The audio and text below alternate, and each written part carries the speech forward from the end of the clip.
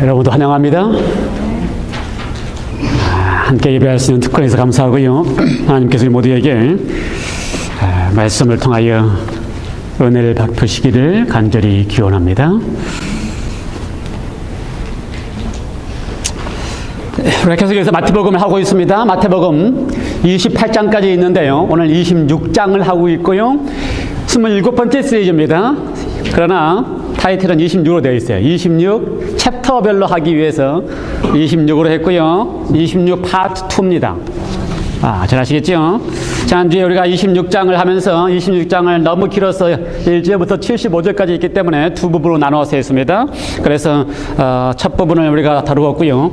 오늘은 26장 파트 2 두 번째 부분 35절부터 75절까지에 나와 있는 말씀을 다루려고 생각합니다. 마태복음을 함께 정리를 해볼까요? 마태복음을 우리가 하면서 마태복음이 상당히 주제별로 전개된다는 사실을 우리가 다 이해를 했습니다. 주제별로 전개된다. 그래서 첫 번째 주제부터 쭉 봤더니 커다랗게 7가지 주제가 있다는 사실을 우리가 알고서 정리를 했습니다. 첫 번째는요, 1장부터 4장까지 예수님께서 특별히 아들로서, 그렇죠? 아브라함과 다윗의 자손이신, 그 다음에 동정녀 마리아의 아들로서의 예수님, 온 인류의 아들로서의 예수님으로 시작해서 4장에 가면 하나님의 아들이라는 사실을 침례를 통하여 증거하셨습니다. 그래서 아들로서의 예수님을 1장부터 4장까지 다루었고요. 5장, 6장, 7장은 예수님께서 갈릴리 공생애를 처음 시작하시면서, 그렇죠? 예수님의 공생애를 사실은 갈릴리의 공생애는 1년 반이 지난 다음입니다. 유대에서 1년 반을 지내셨고요. 갈릴리에서 나머지 1년 반을 생활하시면서 그분의 공생애의 시작을 처음 하면서 마태는 그 기록을 예수님이 산에서 설교하는 것을 기록을 했습니다. 그래서 5장, 6장, 7장 다 예수님의 공생의 시작이 바로 예수님의 설교로 언급을 했습니다. 특별히 마태는 그 이유가 있는 것 같아요. 왜 그래요? 마태가 마지막 그의 예수님의 공생의 마지막을 정리하면서 마지막 한 주일 동안 그분께서 마지막 한 주일을 남기시고, 그렇지, 잡히시기 이틀까지, 그 전까지 예수님이 마지막 한 것을 23장, 24장, 25장에 또 3장을 걸쳐서 예수님의 마지막 설교로 전개를 했습니다. 그러면 마태는 시작, 예수님의 공생의 시작을 예수님의 3장의 산 위에서의 설교, 그 다음에 예수님의 마지막 삶을 산 위에서, 감람산과 성전 산 위에서의 설교로 정리를 하면서 마쳤습니다. 그런 다음에 8장, 9장은 예수님이 특별히 치료하시는 사업을 많이 등장하십니다. 치료하시는 예수님으로. 10장, 11장, 12장은 예수님께서 제자들을 파송하시는 장면이 등장하면서 리더로서 파송하십니다. 13장부터 20장까지는 천국은 마취하시면서 가르치시는 교사로서의 예수님의 모습이 등장하고요. 21장부터 25장까지는 예수님께서 마지막 한 주일 동안 예루살렘에 입성하시고, 그 다음에 세 편의 설교를 마치시면서 선지자처럼 그분이 이 세상의 장래와 유대의 장래를 언급하시면서 선지자처럼 말씀을 하십니다. 오늘부터 보게 되는 26, 27장, 28장은 예수님의 마지막 삶의 이틀의 장면을 묘사하고 있습니다. 그래서 이거 티라가 안 되겠네요. 목요일부터 시작해서 목, 금, 토, 일 까지 이야기하면 3일이겠네요. 4일 동안의 장면을 언급을 쭉 했는데요. 재밌는 사실은요, 이 마지막 생애에서 이제 이틀 후면 예수님께서 십자가에 달리시기 위해 잡히신다고 하는 말씀을 시작하셔서 십자가에 잡히시고 부활하시는 장면까지 26장, 27장, 28장에 그쳐서 말씀하시면서 어떤 모습인 것 같아요? 저는 타이틀을 정하면서 이 26장, 27장, 28장은 예수님께서 승리하시는 승리자로서의 모습으로 제가 타이틀을 잡았습니다. 마지막 주제는 예수님의 승리하시는 모습을 거기에 담고 있습니다. 그런데 상당히 좀 아이러닉하게, 상당히 좀 이상한 모습으로 승리를 하십니다. 우리가 생각할 때 승리라고 할 때는요, 모든 사람들의 개념 속에 승리라고 할 때는 어떻게 합니까? 싸워서 이기거나 능력으로 이기거나 그다음에 힘으로 이길 때의 승리라는 이야기를 씁니다. 그런데 예수님은 26장, 27장, 28장의 사건을 보면 전혀 능력이나 전혀 힘으로나 또는 그분이 하나님으로 가지고 있는 어떠한 능력으로 하지 아니하시고 어떻게 승리하셨어요? 십자가에 승리하시고 겟세마니에서 승리하시고 그 다음에 어떻게 해요? 고난을 당하면서 승리하시고 정 다른 모습으로 승리하셨습니다. 그러므로 사람들이 생각하는, 그래서 모든 사람들이 생각하는 신은 이렇게 승리해야 되는데 어떻게 승리해야 됩니까? 능력이 있어서 다른 모든 신을 이기고 모든 인간들을 이기고 승리해야 되는데, 인자이신 신은, 그렇죠? 그의 이름을 인자라고 불리시는 신은 하늘에 있는 곳으로 끝내지 아니하시고 이 땅까지 오시는 신은 승리를 어떻게 합니까? 승리를 자기 자신을 내어줌으로, 끝까지 사랑함으로 그렇게 승리하십니다. 그래서 우리는 26장, 27장, 28장을 통하여 진정한 승리의 의미를 무엇인지, 하나님이 이야기하는 진정한 승리의 의미가 무엇인지를 사랑이 승리한다는 사실을 통하여 확인해 보게 될 것입니다. 오늘 26장을 들어가는데요. 지난번에 우리가 26장 8-1에서 26장 8-1에서 시작을 이렇게 했습니다. 인자가 26장 2절이죠. 이틀이 지나면 유월절이라 인자가 십자가에 못 박히기 위하여 팔리우리라. 예. 인자라고 불리는 신은 세상에 한 분밖에 안 계십니다. 그렇죠? 다른 모든 신은 인자라고 불리기를 원하지 않습니다. 왜요? 왜냐하면 신은 달라야 되기 때문에, 신은 사람보다 더 위대하다고 믿어야 되기 때문에. 그런데 오직 사랑이신 신만은 기꺼이 당신의 이름을 가리켜서 인자라고 불리십니다. 왜요? 그분은 사랑이시기 때문에. 그리고 거기에 끝나지 아니하시고 인자라고 불리시는 그 신은 기꺼이 팔리시고 십자가에 돌아가시겠다라고 우리에게 말씀하고 계십니다. 드디어 그 신이 35절에 36절에 이에 예수께서 제자들과 함께 겟셋마네라 하는 곳에 이르러 제자들에게 이르시되, 이 37절 베드로와 세베대의 두 아들을 데리고 가실새 고민하고 슬퍼하사 38절 내 마음이 심히 고민하여 죽게 되었으니. 인자라고 불리시는 그 신은, 이 표현이 참 재밌어요. 그렇죠? 인자라고 불리는 신에 대한 표현이 참 재밌습니다. 겟셋마네라 하는 곳에 제자들과 함께 이르렀습니다. 그 다음에 함께 데리고 가는데 고민하고 슬퍼하셨습니다. 그렇죠? 고민하고 슬퍼하셨습니다. 38절에는 내 마음이 심히 고민하여 죽게 되었다라고까지 표현했습니다. 신이 사용할 수 없는 표현이에요. 그렇죠? 그런데 이 인자라고 불리는 신은 고민하고 죽게 되고 고통하고 슬퍼하고 이런 신이십니다. 겟셋마네라고 이름 자체가 겟셋마네라고 하는 이름의 뜻이요, 기름을 짜는 기름틀이다라고 하는 이야기입니다. 기름을 짤 때 어떻게 짜요? 한국 사람들은 기름 짤 때 이렇게 깨를 잘 이렇게 구워가지고 이렇게 꽉 압축해서 기름을 짜고요. 그 다음에 겟셋마네에 가면 이스라엘에 많이 있는 나무 중에 하나가 감람나무입니다. 그래서 올리브 나무지요. 올리브 기름을 짜는 데에 있어서 올리브 기름을 잘 짜고 그걸 사용해서 기름으로도 쓰기도 하고 또 불을 뗄 때 쓰기도 하고 불을 켤 때 쓰기도 하고 하는데요. 겟셋마네에 올리브 트리가 많이 있어요. 그래서 이름이 겟셋마네입니다. 그리고 거기에 올리브 기름을 짜는 틀들이 있어서 기름틀입니다. 장소가 그래서 기름틀뿐만 아니라 예수님의 고민과 죽음과 슬픔과 고통, 죽게 될 것 같은 고통에 대한 이야기가 그 장소 지명하고도 아주 어울리는 것 같아요. 겟셋마네라고 하는 장소. 감람산 아래 언덕에 겟셋마네라고 하는 곳에서 예수님께서 기도하셨습니다. 늘 가던 곳입니다. 제자들도 늘 이곳에 가서 예수님이 기도하던 것을 잘 아십니다. 알았어요. 유다도 잘 알았습니다. 예수님도 늘 하시던 곳이고요. 그곳에 가셨습니다. 왜 예수님께서 그곳에서 기도하셨을까? 39절부터 예수님의 기도가 나옵니다. 그렇죠? 39절부터 예수님의 기도가 나와요. 조금 나아가 얼굴을 땅에 대시고 엎드려 기도하여 가라사대, 내 아버지여, 만일 할만하시거든 이 잔을 내게서 지나가게 하옵소서. 그러나 나의 원대로 마옵시고 아버지의 원대로 하옵소서 하시고, 이 기도를요 세 차례나 걸쳐서 하고 계십니다. 성경은 그렇게 기도하고 있습니다. 세 차례나 걸쳐서. 나의 원대로 마옵시고 아버지의 원대로 하옵소서. 이 잔을 내게서 지나가게 하옵소서. 그러나 나의 원대로 마옵시고 아버지의 원대로 하옵소서. 정고말에 원이라고 했습니다. 원이라는 게 뭐예요? 아버지의 원대로 하옵소서. 아버지의 원이 뭡니까? 나의 원대로 마옵시고 아버지의 원대로 하옵소서. 뜻, 예, 아버지의 뜻대로 하옵소서. 아버지의 뜻, 예, 영어로 will, 아버지의 뜻. 오케이요. 그러면 원하는 것이나 뜻은 어디에서 나오기 시작합니까? 여러분 마음. 예. 여러분이 원하는 게 어디서 나와요? 마음에서 나오죠. 여러분의 뜻이 어디서 나옵니까? 마음 생각 속에서 나옵니다. 그러니까요, 그 사람의 본질적으로 생각하고 있는 그것이 그 뜻으로, 그 원하는 것으로서 마음에서 이렇게 나오게 되어 있어요. 지금 이 장면을 보니까 예수님이 원하는 것하고 아버지가 원하는 것하고 다른 것 같아요. 달라요.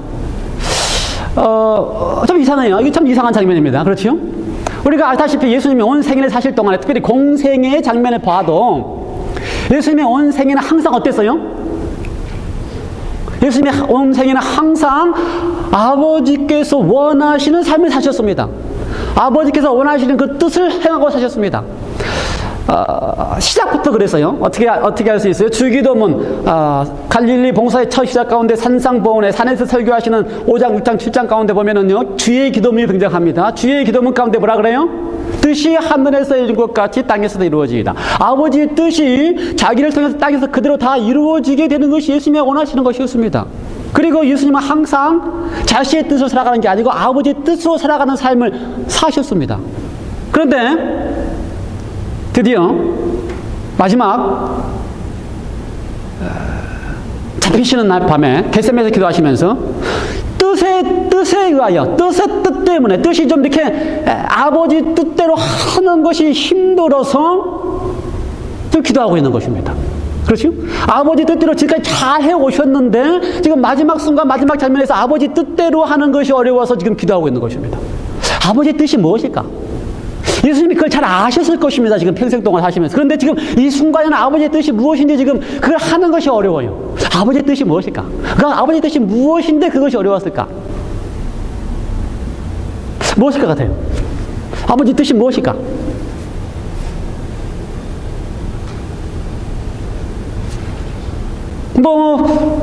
잡히시고 십자가에 죽으시는 것이 힘들고 어려워서 그것이 안 하고 싶고 그것이 아버지 뜻이기 때문에 그것을 좀 이렇게 피하고 싶으셔서 그랬었을까? 겉모습 보면 그럴 수 있어요. 그렇죠? 겉모습 보면 당장 이제 그날 밤에 잡히셔야 되고 고난을 당하셔야 되고 다음날 십자가에 들어가셔야 되기 때문에 그것이 그렇게 하는 것이 아버지 뜻이라면 그것이 두렵고 힘들고 어려워서 그것을 피하고 싶은 마음으로 나의 뜻대로 마옵시고 그걸 지금 이렇게 고민하고 계시는 것일까? 이 문제를 해결하려면 저는 이 문제가 고민이었습니다. 늘 잘 아는 답은 있어요. 잘 아는 답은 있습니다. 그렇죠? 시대의 소망에서 잘 아는 답이 있습니다. 그런데 그것일까라는 것에 대해서 고민하면서 아버지의 뜻이 뭘까? 무엇이었을까? 그리고 그 아버지의 뜻에 대한 예수님이 그 뜻을 알아가는 것에 대해서 무엇이 지금 충돌하고 있거나 그것을 이루기 위해서 고민하고 있거나 그렇게 고민하는 것이 무엇일까? 먼저 그러려면요, 아버지의 뜻을 알아야 돼요. 아버지의 뜻이 무엇인지 알아야 돼요. 아버지의 뜻이 뭐예요? 뜻, 마음에서 나오는 뜻. 뭐 하시고 싶은 말씀 없어요? 제가 너무 설교를 어렵게 해요. 뜻이 뭘까? 뜻이. 오케이. 저는 이걸 제가 늘 아는 답입니다. 하나님 아버지 속에 마음속에서 나오는 게 아버지의 뜻이라고 그랬어요. 하나님 아버지의 마음속에는 무엇밖에 없어요? 그냥 본질밖에 없습니다. 그의 본질에서 나오는 것밖에 없습니다. 그분의 본질에서 나올 수 있는 것은 그분의 본질 속에 무엇입니까? 그의 본질 속에 있는 사랑을 하는 것이 아버지의 뜻이에요. 그래서 우리가 지난번에 에베소서를 공부하면서 이게 빨리 끝나면 에베소서를 조금 다루겠지만 에베소서를 공부하면서 에베소서에 보면은 에베소서 1장에 거기에 가장 많이 등장한 것 가운데 뜻이라는 말이 등장하고요. 아버지의 뜻이 무엇인가 이야기를 함께 많이 공부를 했습니다. 근데 아버지의 뜻이 무엇일까? 아버지의 뜻은 아버지의 마음이다. 아버지의 뜻으로 예정하신다. 그의 마음에 의해서 예정하시는 것도 그의 마음에 의해서 예정하신다. 그의 마음속에 있는 그 마음에 의해서 은혜를 베푸신다. 마음에 의해서 피로 구속하신다. 그러므로 그분의 마음속에 있는 그걸 그대로 나오는 것이 아버지의 뜻인데 그것으로 은혜를 베푸시고 그것으로 예정을 하시고 그것으로 모든 걸 다 하시는데 그걸 한마디로 지금 우리의 말로 표현했더니 그것이 무엇이다? 이때 입사요? 크게 말씀하세요. 거기 비디오 카메라 녹음이 되지. 예. 아버지의 뜻은 무엇이다? 아버지의 뜻을 한마디로 이야기하면 그분의 번성 속에 들어있는 사랑이다. 사랑도 어떤 사랑이다? 무조건적으로 어떠한 것과 관계없이 사랑하고 싶은 마음이 아버지의 뜻이라는 것입니다. 무조건적으로 사랑하고 싶은 것이 아버지의 뜻이다. 한번 여러분 생각해 보시기 바랍니다. 지금 예수님께서 겟세마네에서 지금 표현한 그대로 죽을 정도로, 죽게 되어 고민할 정도로 기도하고 있는 장면을 통해서 지금 예수님이 이것을 지금 해야 되는데, 아버지의 뜻대로 해야 되는데, 아버지의 뜻대로 하는 것이 지금 고민스럽게 힘들어서 어떻게 한 거예요? 그걸 고민하고 있는 것이에요. 이해가 돼요? 무슨 말인지? 아버지의 뜻대로 하는 것은 뭐라고요? 유연쌤 뭐라고요? 오케이. 빨리 하셔야지. 빨리빨리 대답을 하셔야 제가 이렇게 전개가 잘 돼요. 그래요. 아버지의 뜻대로 하는 것은 뭐라고요? 무엇이라고요? 무조건적인 사랑을 하는 것입니다. 그러므로 우리가 십자가 마지막 갈 때 십자가라고 하는 것을 한마디로 딱 정리하면, 예수님 십자가까지 가셨는데 십자가까지 가신 거는 한마디로 정리하면 뭐라고요? 무조건적인 사랑을 하는 겁니다. 그러므로 어떻게 하는 거예요? 못을 박는 사람들까지도 어떻게 해요? 그들을 용서해 달라고 무조건적으로 사랑하고 있는 것을 하는 거예요. 그러면 처음부터 지금 예수님은 겟세마라고 하는 곳을 통해서 지금 기도하시면서 죽게 돼서 죽음 가운데서 고민하면서 기도하고 있는데, 아버지의 원하는 대로, 아버지의 뜻대로 무조건적인 사랑을 해야 되는데, 그게 지금 충돌이 되는 거예요. 자신도 충돌되는 것입니다. 그래서 뭐예요? 이 잔을 나에게 지나가게 하시고 나의 원대로 마옵시고, 이 잔이 좀 지나갔으면 좋겠는데 아버지처럼 무조건적인 사랑을 하는 것이 내가 힘든데 제발 그걸 나의 원대로 마시고, 그래도 아버지의 원대로 타라고요? 내가 무조건적인 사랑을 할 수 있도록 해달라고 지금 갈등하고 계시는 것입니다. 이게 왜 중요한가? 이게 왜 중요한가?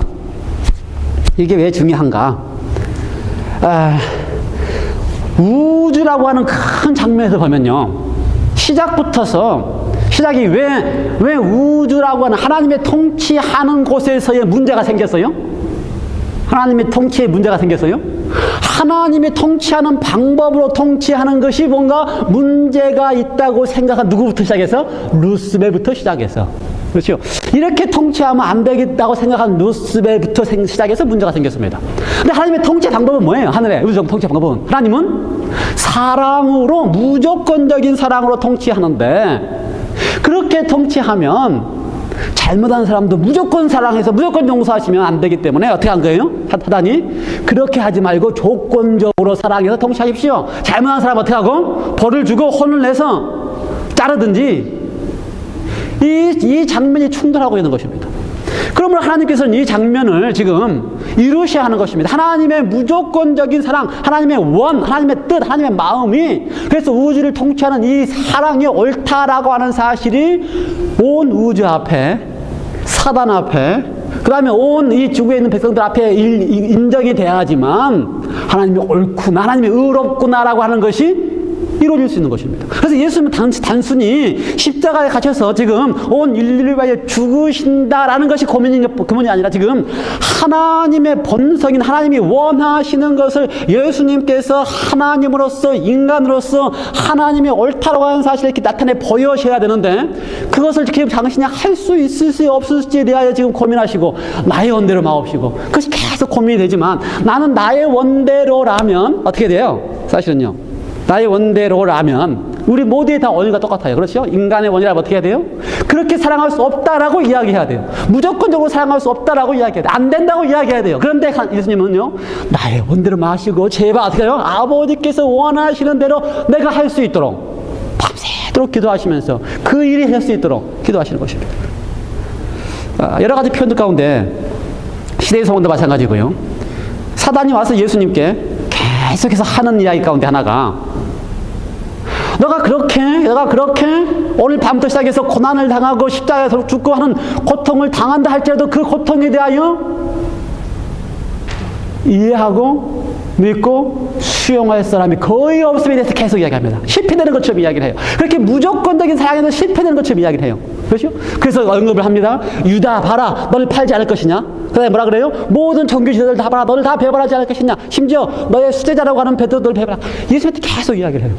그러면 무조건적인 사랑을 하는 것이 실패하는 것처럼 보임에도 불구하고 그래도 내 생각에는 사단이 준 생각 보면 그것이 실패할 것 같지만 어떻게 해요? 하나님 당신이 원이라는 것이 무조건적으로 살아가는 것이 하나님의 번성이라면 내가 그렇게 할 수 있도록 그것이 밤새도록 하시는 예수님의 기도의 핵심입니다. 아버지의 원대로 하옵소서. 아버지의 원대로 하옵소서.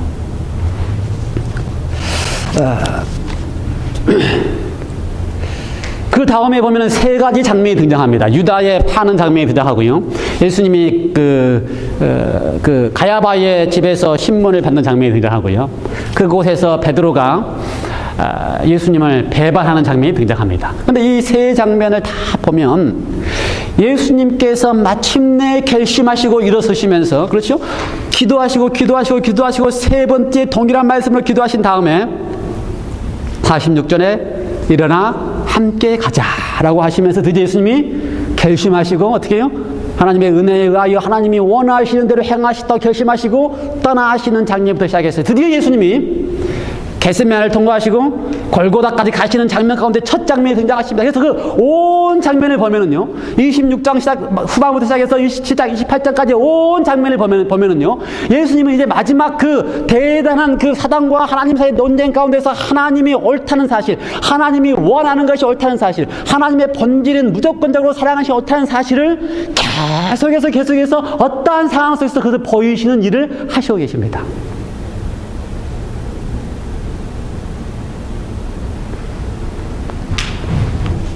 첫 번째 장면 볼까요? 이 47주에부터 보면요, 12 중에 하나인 유다가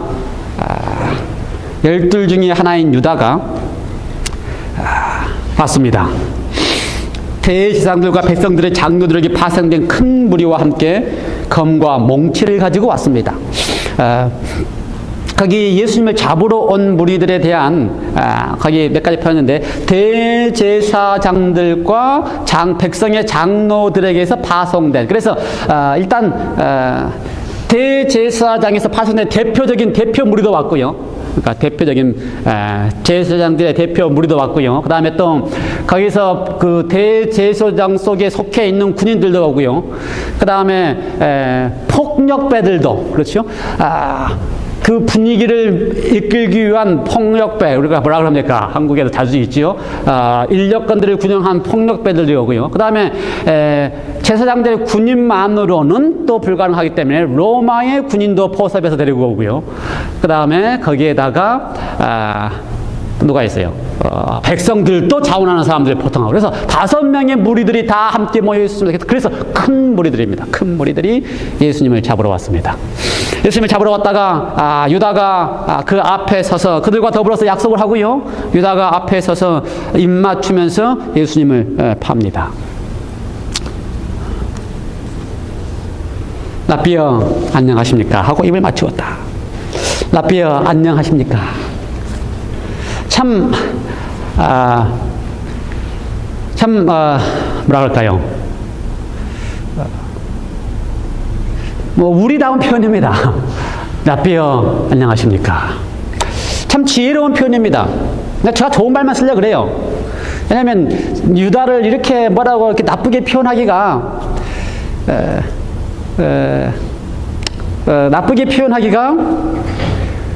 제가 좀 그래요. 왜냐면요, 제가 생각할 때는 유다나 전합할 차이가 없기 때문에 유다를 나쁘게 표현하고 보면 꼭 저한테 다 나쁘게 표현한 것 같으니까 제가 조금 이렇게 제가 이렇게 늘 읽으면서 라삐어 안녕하십니까? 유다 찾아와가지고요, 예수님 앞에서 라삐어 안녕하십니까? 라고 입 맞추는 모습을 보면서 참 그럴싸하다, 참 좋은 방법으로 했다. 그렇죠? 늘 하던 방법이었을 것 같아요. 그렇지? 유다가 잠시 떠나고 다시 예수님 찾아오면 어떻게 해요? 입 맞추고 인사하면서 안녕하시냐고 인사하고, 늘 하던 방법이에요. 잘 아는 방법이고요. 유대인들이 만나면 하는 방법입니다. 우리가 할 때는 어떻게 할까요? 악수할 수도 있고요. 또 서로 포옹할 수도 있고요. 어깨를 두드릴 수도 있고요. 아주 가깝고 아주 밀접한 관계 속에서 하는 이야기입니다. 겉모습은 그래요. 겉모습은 아주 가깝고 밀접하고, 그 다음에 또 어떤 모습이라고요? 아주 친밀한 모습이고요. 남이 다 봐도 저는 친밀한 모습이라고 느낄 수 있는 거고요. 그 속은 다 모르죠. 우리가 유다의 속을 모르는 것처럼, 우리가 우리 개인의 속을 모르는 것처럼.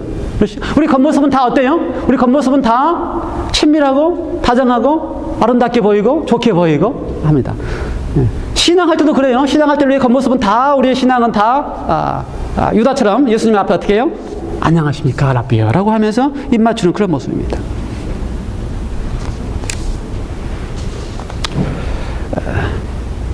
근데 예수님은 아시지요? 아셔요. 왜 그렇게 하는지도 아십니다. 그것이 얼마나 가증스러운 것도 아셔요. 무엇 때문에 그렇게 이미 군호를 짜 마치고 그렇게 하고 있는지도 아십니다. 그리고 그 유다의 그것 때문에 지금 그분이 가셔야 될 모든 고난의 길도 다 아십니다.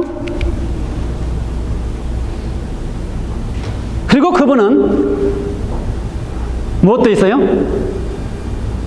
성경의 그 뒷장면에 보면은 지금 그렇게 많은 무리들이 칼과 몽둥이를 가지고 쫓아왔지만 그 모든 무리들을 이기실 수 있는 능력도 있습니다.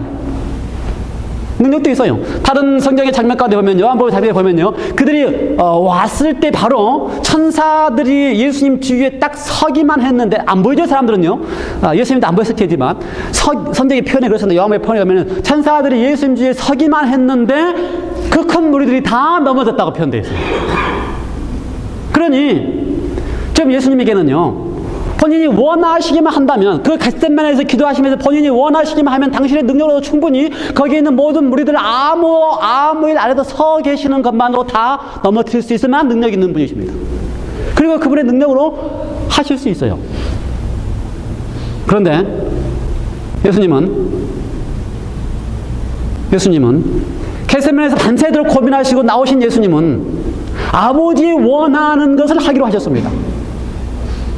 우리의 모습을 다 보고, 유다의 모습을 보고, 유다가 그렇게 거짓된 모습으로 입 맞추면서 아주 반가운 것처럼 인사를 하는 그 모습을 다 보면서도 예수님은, 그래서 예수님을 잡으려 오는 그 수많은 무리들의 몽둥이와 칼을 보면서도 예수님은 어떻게 하셨다고요? 아버지의 원대로 하시기로 밤새도록 기도하시면서 아버지의 원대로 하시겠다고 결심하신 것입니다. 그래서 예수님은요, 칼을 뽑는 베드로의 칼도 멈추게 하시고, 그렇죠? 칼을 뽑아서 그 말고의 대제사장의 하인 말고의 오른쪽 길을 자른 베드로의 칼도 멈추게 하시고요. 그렇죠? 당신의 능력으로 12영을 불러서 한꺼번에 다 사라지게 할 수 있는 12영의 군대를 불러올 수 있는 능력도 다 제하시고요. 그렇게 하지 아니하시고 예수님은 어떤 능력을 수일하셨다고요? 어떤 능력을? 권능의 능력이나 칼의 능력이나 천세의 능력이 아니고 예수님은 아버지가 원하시는 무조건적으로 사랑하기로 하셨다는 그 능력으로 대하시기로 하셨습니다. 그래서 그 앞에 입 맞추면서 그 앞에 안녕하시냐고 하는 유다를 향하여 뭐라고 불러요? 친구여, 친구여, 내가 하고자 하는 일을 행하라. 여러분, 잘 아는 사람들끼리, 잘 아는, 그것도 오래된 세월 동안 잘 아는 사람끼리 우리는 서로 이름 부르기가 좀 그렇습니다. 그렇지요? 이름 잘 안 불러요, 서로. 그렇지요? 뭐라고 불러요? 이름 부르면 좀 이렇게 좀 관계가 좀 이렇게 서먹서먹해진 것 같으니까 이름 안 부르고 뭐라고 불러요? 그냥 친구야 이렇게 부르고, 가까운 밀접한 관계를 이렇게 부릅니다. 밀접한 관계로 불러요. 그러니까 예수님이 그 앞에 서셔가지고 유다의 그런 모든 모습을 보시고, 유다가 그렇게 어떻게 하려고 다 아시고, 그 무리들이 잡으러 오라고 다 아시면서 당신의 능력으로 대하지 아니하시고 무조건적인 사랑으로 대하시겠다 결심하셨기 때문에, 유다야, 너가 지금 그런 일을 하려고 하는 것을 해라라고 하지 아니하시고 어떻게 부르신다고요? 가장 친밀하시고, 그러함에도 불구하고 그렇게 하는 유다까지도 어떻게 하시겠다고? 용서하시겠다라고 하는 무조건적인 사랑을 하고 계시기 때문에 친구요, 친구요.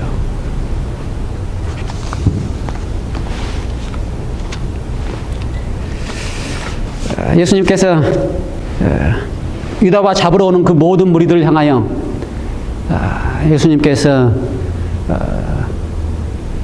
친구여 라고 대답하시는 이유는 아버지의 원을, 아버지께서 원하시는 대로 하시기로 결심하셨기 때문입니다.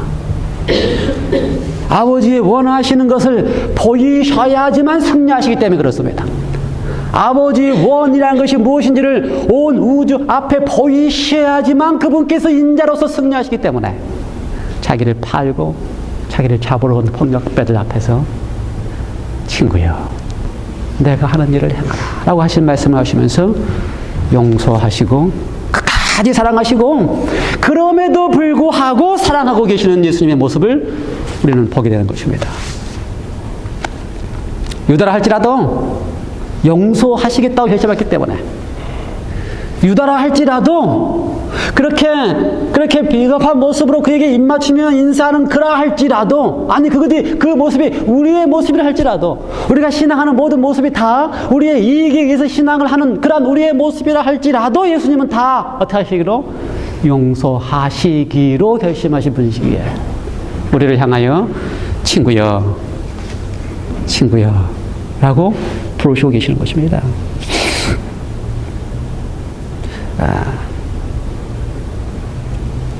무조건적인 사랑하시는 그분 앞에 용서받지 못할 죄인이 없습니다.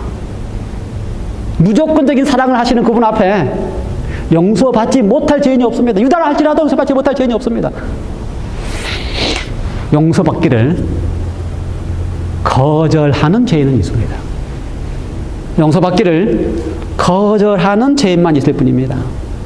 장면 가운데 보면은요, 예수님의 친구여라는 음성을 들을 때에, 그리고 유다가 그 예수님의 신문 받는 가야바의 법정까지 다 가가지고 그 모습을 다 보면서 유다가 마음속에 찔림이 있고 마음속에 아픔이 있고 자기가 지금 한 것이 무슨 일인지에 대한 후회가 있고 회개하는 마음이 있었습니다.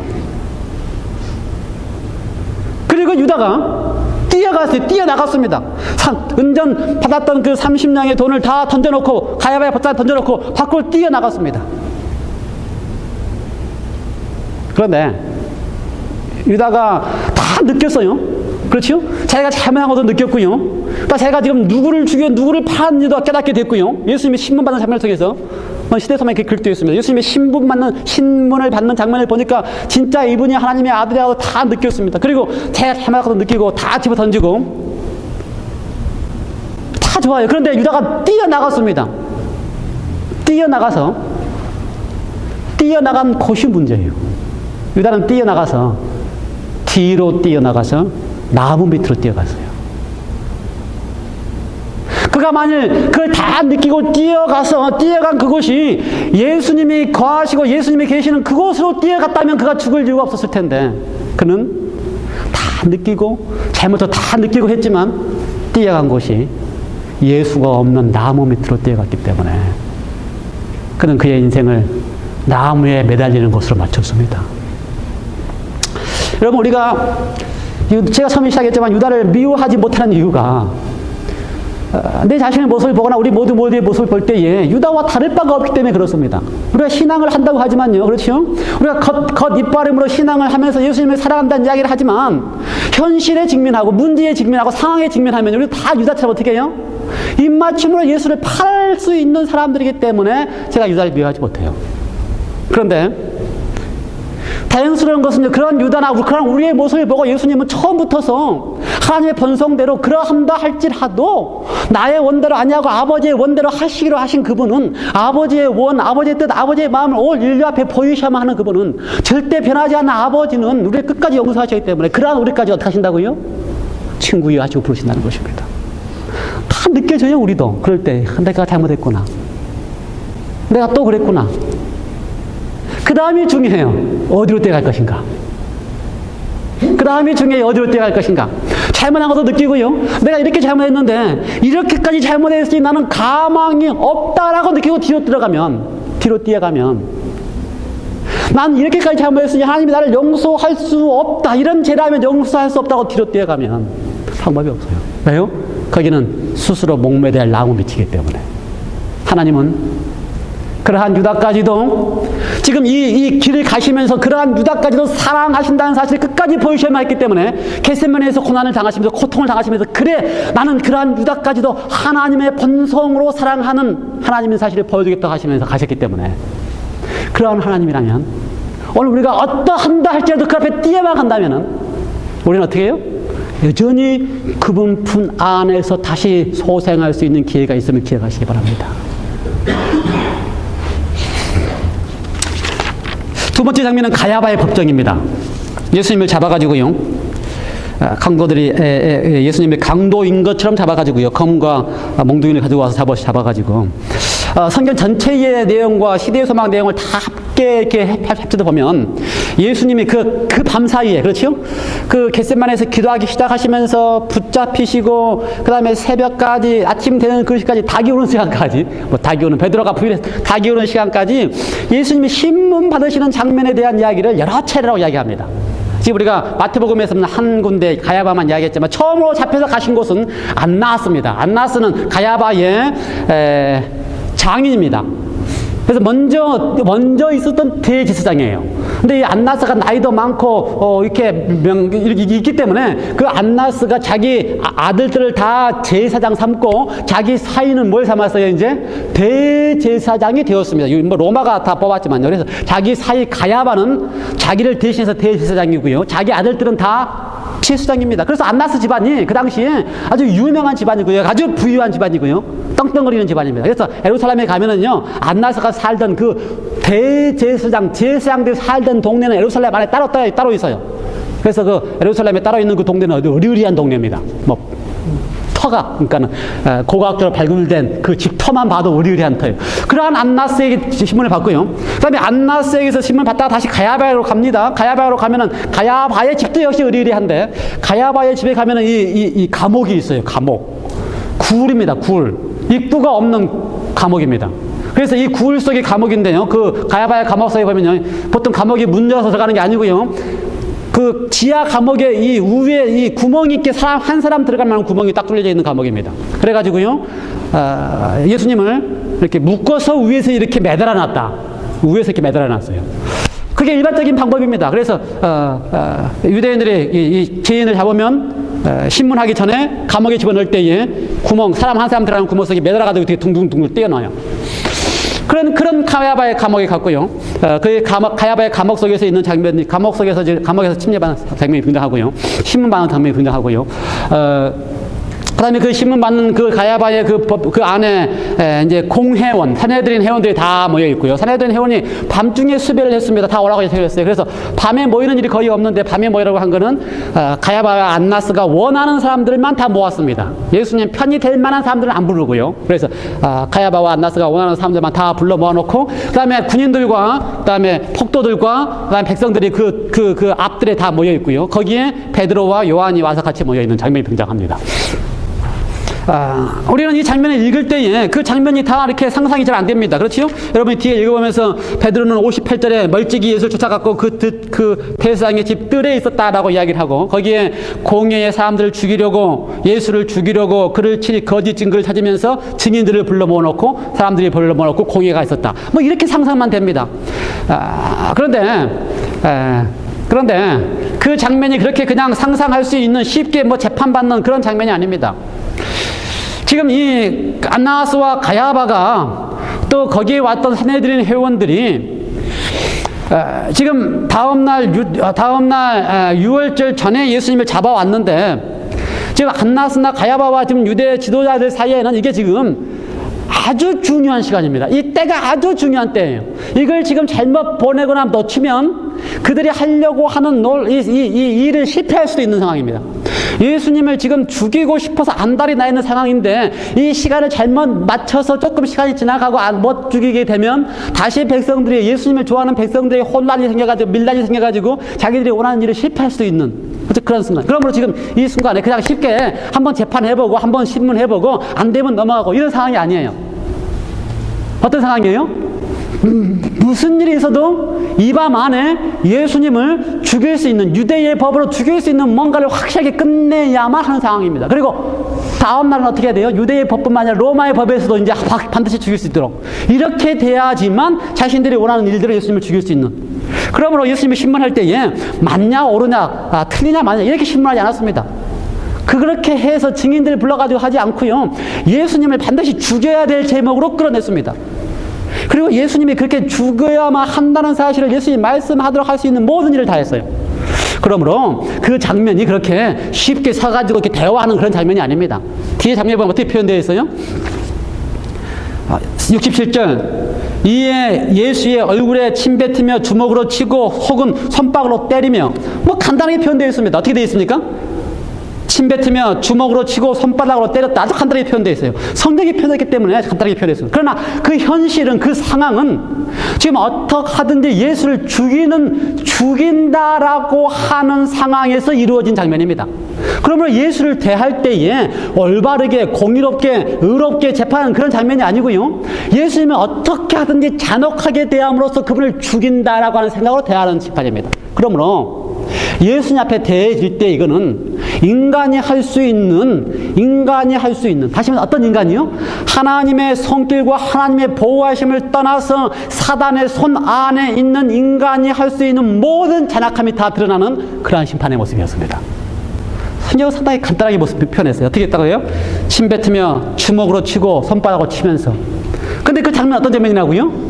하나님의 영이 떠난 인간이, 사악하고 악한 인간이, 예수님의 표현까지 보면, 이 마태의 표현까지 보면 죄인의 손에 붙잡혀서 악을 표현해요. 죄인의 손에. 그러므로 하나님이 떠난 악의 근본 본질인 사단의 손에 붙잡혀 있는 죄인들이 할 수 있는 모든 악한 행위가 그 가운데 나올 수 있는 장면 속에 놓여 있는 것입니다. 이해가 돼요? 예. 그래서 인간이 할 수 있는, 죄인이 할 수 있는, 하나님의 영에 의해서 조금이라도 이성이 있는 사람으로서는 할 수 없다라고 하는 일이 아니고, 그것이 다 죄지고, 완전히 죄인, 사단의 노선에 놓여 있는 죄인이 할 수 있는 모든 일을 다 하는 장면 속에 놓여 있습니다. 그런 장면 앞에서 예수님께서, 가야바도 마찬가지고, 안나스도 마찬가지고요. 예수님이 그런 완벽한 죄인들, 완벽한 악인들 앞에서 예수님이 뭐라고 표현해요? 그들이 예수님께 묻습니다. 너가 살아계신 하나님의 아들 그리스도냐? 가야바가 묻어요. 가야바가 물어요. 그렇죠? 너가 살아계신 하나님의 아들 그리스도냐? 63절. 너는 너로 하여금 살아계신 하나님께 맹세하노니 내가 하나님의 아들 그리스도냐? 우리에게 말하라. 너가 살아계신 하나님의 아들 그리스도냐? 우리에게 말하라. 그때 예수님께서 뭐라 그래요? 64절. 너가 말하였느니라. 내가 맞다는 것이다. 내가 바로 살아계신 하나님의 아들 그리스도다라고 예수님이 드디어 서서 증거하시는 것입니다. 너가 말하였도다. 그뿐만 아니라 더 나아가서 그럼 그 다음에 뭐라고 대하셨어요? 64절에 그러나 내가 너희에게 이르노니 이후에 인자가 권능의 우편에 앉은 것과 하늘 구름을 타고 오는 것을 너희가 보리라 하니라. 저는 이 장면을 보면서요, 이 장면을 보면서 예수님이 어떻게 하셨을까 잘 생각해 봤어요. 예수님이 왜 이 장면에 이렇게 말씀하셨을까? 우리가 처음에 들어갈 때 예수님의 겟세마네에서 예수님의 갈등은 뭐였습니까? 나의 원대로 마옵시고 아버지의 원대로 하는 것이 예수님의 끝까지 아버지의 원대로 하기로 결심하고 나오신 것입니다. 아버지의 원은 뭐라고요? 무조건적으로 사랑하시는 그 본성을 그대로 하시겠다는 것입니다. 한번 이 장면 들어오겠습니다. 유사는 지나갔고요. 지금 이 공회 앞에서 신문을 받을 때에 거기에 신문하고 있는 모든 사람들은요, 제가 아까 표현할 때 어떻게 표현했어요? 그냥 인간적인 이성을 가진 사람이 아니고요. 이 사람도 어떤 사람이라고요, 이제? 완전히 죄인이라는 표현을 쓸 때 그거는 하나님의 영에 의해서 컨트롤되지 않냐고 완전히 사단의 영에 의해서 완전히 좌우될 수밖에 없는 사람들. 그러므로 잔인함과 포토감과 악함이 다 나올 수 있는 사람들이에요. 그들 앞에 예수님이 쓰셔서 어떻게 하셨어요? 내가 바로 살아계신 하나님의 아들이다. 왜 그렇게 하셨을까요? 왜 그렇게 하셨을까요?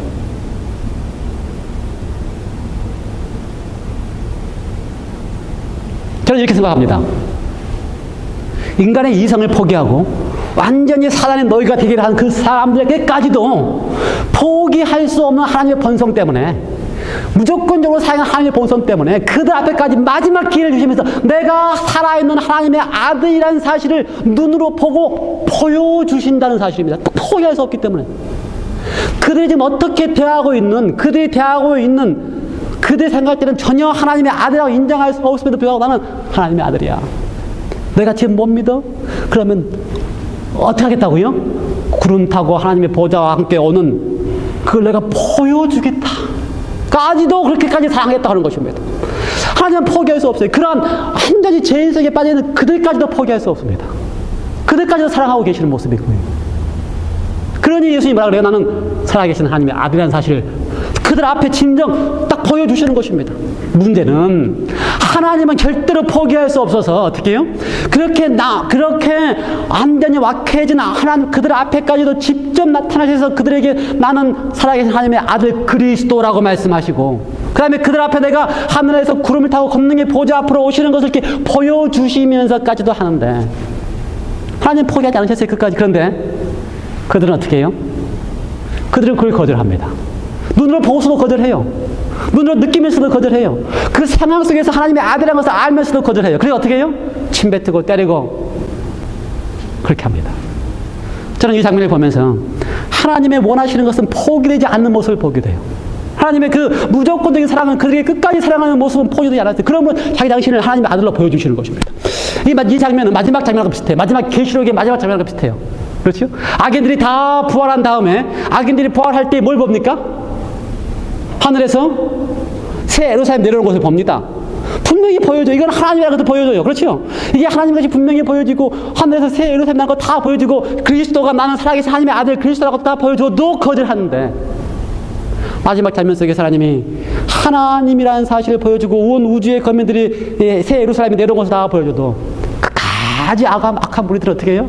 그걸 다 보면서도 그 새 예루살렘과 더불어 싸우겠다고 일어나고 싸우겠다고 나오면서 끝까지 거절합니다. 그러므로 하나님은 한 번도 하나님다우신 모습을 포기한 적이 없습니다. 그러므로 의로우신 거예요. 끝까지 사랑했는데 그 의로우신 그분이 어떻게 해요? 끝까지 사랑해도 끝까지 거절하면 어떻게 마지막에 하나님이 이제 강제적으로 사랑할 수 없는 하나님의 공이 때문에 그들이 그 길로 가도록 허락할 수 없는 하나님의 가슴 아픔이 이 장면 속에서 드러나고 있는 것입니다. 그래서 하나님 예수님은요, 끝까지 사랑하셨어요. 자기 당신 나타내 보이시면서 사랑하셨어요. 거절해도 끝까지 포기할 수 없기 때문에 자기 자신을 나는 하나님의 아들 그리스도라는 사실을 보이시면서 사랑하셨어요. 그래도 거절하는 그들의 운명은 자신의 발로 걸어가는 모습으로 우리는 보게 됩니다. 마지막 장면은 69절부터 나오는 베드로의 모습입니다. 베드로가 69절에 바깥들에 앉았다가, 그렇죠? 바깥들에 앉았다가, 이 장소가 시대소말 서빙에 의하면은요, 이 공회가 지금 열리고 있는, 산헤드린 회원이 열리고 있는 그 재판정 바로 그 앞에 있는 그 뜰, 좀 낮은 장면이라 그래요. 이렇게 올려다보는 장면이라고 이렇게 표현을 했어요. 그리고 그 뜰 앞에는 이렇게 불을 펴가지고 추우니까 이렇게 불을 떼고 있었다라고 이렇게 표현되어 있습니다. 다른 성경집에 보면은요, 거기 있었습니다. 거기 있었어요. 그래서 예수님이 이렇게 신문을 잡는 장면을 보았습니다. 뭐 신문을 받는 장면, 아까 묘사한 것처럼 그냥 예수님이 신문 받는 게 아니에요. 지금 예수님 어떻게 하는 거라고요? 죽음의 순간에 서 있는 것입니다. 죽이겠다고 결심한 사람들이 한 사람을 세워놓고 사람으로 대접하지 않습니다. 어떻게 대접해요? 죽이려고 대접을 하는 것입니다. 그러면 그 공회는 지금 신문하는 게 아니고 죽이려고 하는 것입니다. 뭐 다른 표현에 의하면요, 시대소망이든지 다른 하역별의 표현에 의하면요, 만일 그렇게 하는 거기 상황 속에서 어떤 누구라도 의성이 있어가지고 예수님을 죽이려고 하는 것을 말리지 않았다면 십자가에 가시기 전에 거기에서 예수님이 이미 죽었을 것이라고 표현했어요. 그만큼 인간의 잔혹함 속에 있었던 것입니다. 그러니 베드로가 그 아래 나온 뜰에서 불을 쬐면서 예수님을 볼 때에 예수님의 모습을 보는 게 아니고 뭐 먼저 느껴집니까? 이러다가 큰일 나겠구나. 두려움 먼저 느껴져요. 두려움 먼저. 왜요? 두려움이 이렇게 무서운 상황이네. 한 사람을 죽일 수 있는 무서운 상황 속에 보고 있는 사람도 두렵지요. 그런데 한 비자가, 한 여자 종이 와가지고 뭐라 그래요? 너도 예수님과 한 편이다. 그러니 부인할 만하지요. 지금 예수님과 한 편이다 그럴 때에 한 편이라는 것이 들키면 어떻게 됩니까? 들키기만 하면 예수님을 죽이려고 지금 하는 그 모든 시도가 자기한테도 있기 때문에 얼마나 두렵겠어요. 두려만 하지요. 그래서 부인했습니다. 그리고 나서 바깥들에서 71절에 앞문까지 나아갔다 그랬어요. 바깥들에서 앞문으로 갔다고 하는 이야기는요, 거기 이렇게 벌려져 있는 그 재판장에 있던 바깥들에서 앞문까지. 앞문 어디에 있습니까? 앞문 나가면 뭐예요? 앞문 나가면 집 밖입니다. 집 밖. 그렇죠? 그러면 지금 베드로가 앞문까지 나왔다고 하는 이야기는 이제 많이 도망쳐 왔습니다. 무서워서. 어디까지 도망쳐 왔어요? 이런 무슨 일이 생기면 어떡하려고요? 묻고 나 도망가면 되기 때문에 암무까지 도망쳐 나왔습니다. 그랬더니 암무까지 도망쳐 나오니까 또 다른 비자가 보고 말하되 이 사람이 나사렛 함께 있었던 자라 하니까 이번에는 어떻게 했어요? 맹세하고 부인했습니다. 맹세하고 부인했어요. 그 다음에 또 조금 더 있다가 또 다른 사람이 그러니까 이번에 뭐라 했습니까? 저주하고 맹세하고 부인했습니다. 한 걸음 더 나갔어요. 처음엔 부인하다가 그다음에 맹세하고 부인하다가 그다음에 그걸로 안 되니까 이번엔 어떻게 했습니까? 저주하고 맹세하고 부인했다. 우리 그거 다 아는 이야기고요. 다 잘 아는 이야기고요.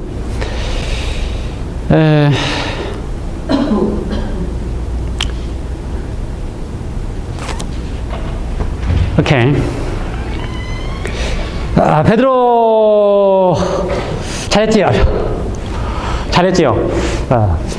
제가 잘했다고 이야기합니다. 왜냐하면 너무 베드로 내가 잘못했다 그러면요 괜히 나는 괜찮은데 베드로만 잘못한 것 같으니까. 근데 베드로나 우리나 별 차이가 별로 없기 때문에 제가 자꾸만 베드로 편을 들려고 그래요. 베드로 편을 들려고 그래요. 베드로나 우리나 별 차이가 없을 것 저나 별 차이가 없을 것 같으니까 우리나 다 그런 상황이 되면 충분히 그럴 수 있으니까요. 지금 죽게 되는 상황이 되면 조금 말 잘못하면 어떻게 해요? 예수님이 당하는 것과 똑같은 상황을 당하게 될 텐데 그거 피하고 싶지 않겠어요? 저라도 그럴 것 같아요. 이해해요. 그거 피하고 싶지 않겠어요? 그러니 여러분 베드로도 이러니 저러니 그럴 수 있니 그렇게 말할 필요 없습니다. 다 우리도 그럴 것 같으니까. 저는 충분히 이해할 수 있어요. 나도 그럴 것 같으니까.